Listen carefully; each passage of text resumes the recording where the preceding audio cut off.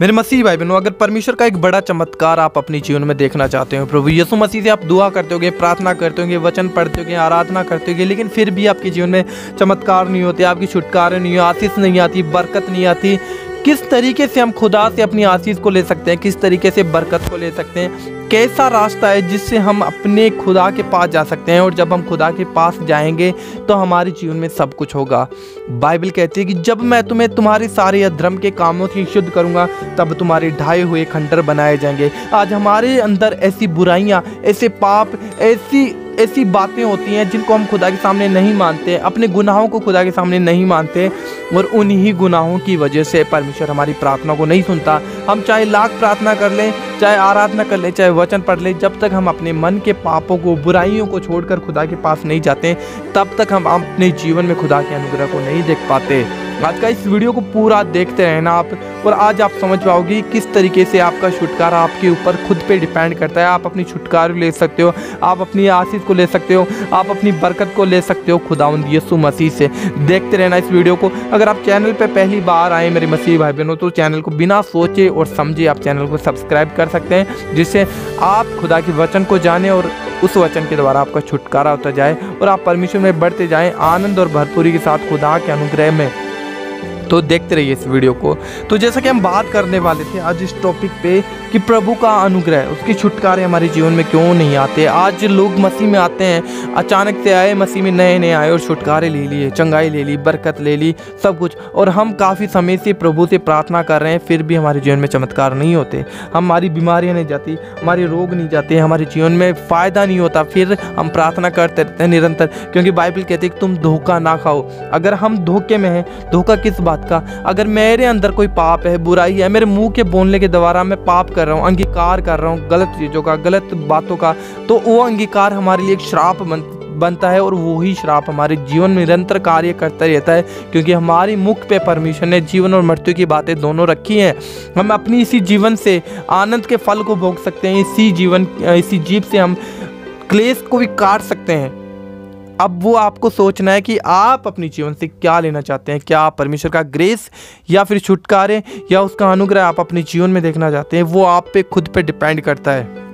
भले हम लाख प्रार्थना कर लें, लेकिन जब हमारी प्रार्थना स्वर्ग में सुनी जाएगी, जब मैं अपने आप को नम्र और करके, दीन करके खुदा के सामने अपने सब अपराधों को मान लेता हूँ, फिर मैं प्रार्थना करता हूँ। अगर मेरे मन में किसी के लिए बैर है, बुराई है, शंका है, किसी बात को लेकर अगर शक है, तो कभी भी हम खुदा के छुटकारों को अपने जीवन में नहीं देख सकते, क्योंकि बाइबल कहती है कि जब तक तू अपने कर्म ना करे, तब तक तेरा विश्वास का कोई लाभ नहीं है। कर्म के बिना विश्वास मरा हुआ है। आज हम कर्म नहीं करना चाहते, हम विश्वास करते हैं। किसी बात में हम कर्म करते हैं, लेकिन किसी बात में हम विश्वास नहीं करते। कहीं ना कहीं एक चीज़ के बिना दूसरी चीज़ अधूरी है। अगर आपने कर्म कर लिया और आप विश्वास नहीं कर रहे हैं, तो भी कहीं ना कहीं आप परमेश्वर की ओर से आपको अनुग्रह नहीं मिलेगा, छुटकारा नहीं होगा। और कहीं ना कहीं कई बार आप कर्म करते रहते हैं, लेकिन आपके मन में विश्वास नहीं होता, शंका होती है, और उस शंका के द्वारा फिर परमेश्वर आपके जीवन में कार्य नहीं कर सकता, क्योंकि वो अपने वचन के बाहर आकर कभी कार्य नहीं करेगा। उसने अपने वचन में, अपने कानून में, हम बाइबल में पढ़ सकते हैं, उसने अपने नबियों के जीवन में, जो दास खुदा को मान देते, उनके जीवन में कैसे कार्य किए। जब उन्होंने अपनी बुराई को त्याग कर, छोड़ कर खुदा के सामने जब अपने आप को नम्र और दीन किया, तब खुदा ने उनके जीवनों में कार्य किया है। अब्राहम को 25 साल तक जब परमेश्वर ने कहा कनान देश में जा, और वो वहाँ पे चला गया, फिर भी उसके अंदर कोई ना कोई ऐसा पाप था। एक दिन परमेश्वर आया और अब्राहम को कहता है कि अब्राहम मेरी उपस्थिति में चलो, सिद्ध होता जा। सिद्ध होने का मतलब ये है, सिद्ध होता जा। हम पृथ्वी पर रहकर संपूर्ण सिद्ध नहीं हो सकते, लेकिन हम परमेश्वर का भय मानते हैं। गलतियां मनुष्य से हो जाती है, कोई परफेक्ट नहीं है, परफेक्ट मैं भी नहीं हूँ, लेकिन अपनी गलतियों को खुदा के सामने मानना, सिद्ध होना है। हम अपने आप को समर्पित कर रहे हैं खुदा के लिए। हम अपने दिल में चाहत रखते हैं इस बात की कि हाँ खुदा, मैं सुधरना चाहता हूँ, मैं बदलना चाहता हूँ, अपनी बुराइयों को त्यागना चाहता हूँ। तो परमेश्वर हमें अनुग्रह देते हैं, और उसी अनुग्रह के द्वारा जब परमेश्वर हमें अनुग्रह देंगे, तो हमारे जीवन में आशीष भी आती है, छुटकारे भी आते हैं, हमारे एक बंधन से भी आज़ाद होते हैं। इसीलिए आज एक विश्वासी बंधन में पड़ा रहता है, और उसके जीवन में छुटकारे नहीं आ पाते, क्योंकि उसने अपनी बुराइयों को माना नहीं है। जब तक हम अपनी बुराइयों को मान नहीं लेंगे और उन्हें छोड़ने के लिए परमेश्वर से नहीं कहेंगे कि परमेश्वर हाँ मुझे अनुग्रह दे कि मैं तेरे सामने जो तेरे विरुद्ध में जो पाप करता हूँ प्रभु, हाँ वो मेरी देह के हैं परमेश्वर, जो मेरे मुंह से बोलने के, वो कुछ भी आपके जीवन में हो सकता है। आप किसी की बुराई करते होंगे, आपके मन में किसी के प्रति निंदा भेदभाव, अगर आपके मन में किसी के लिए विरोध भी है, क्योंकि बाइबल क्लियरली हमें कहती है, प्रभु यीशु मसीह ने कहा कि लिखा पुराने नियम में तुम्हें कहा गया था कि अपने शत्रुओं से बैर रखना, लेकिन मैं नए नियम में तुम्हें यह आज्ञा देता हूँ कि तुम अपने शत्रुओं से प्रेम रखो। तुम अपने शत्रुओं से प्रेम रखो।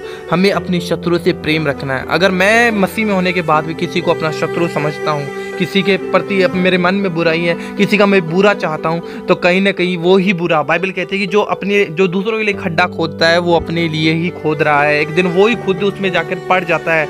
इसलिए जब तक हम अपने गुनाहगारों को माफ़ नहीं करेंगे, तब तक हम कैसे खुदा के सामने अपने गुनाह को लेके जा सकते हैं? कैसे खुदा फिर हमारे गुनाहों को माफ़ करेगा? सबसे पहले जब तक आप अपने गुनाहों को क्षमा ना करें, तब तक हमारी प्रार्थना, चाहे आप साल भर अगर आप उपवास के साथ भी प्रार्थना रखते रहेंगे, कोई भी आपके जीवन में छुटकारा नहीं होगा।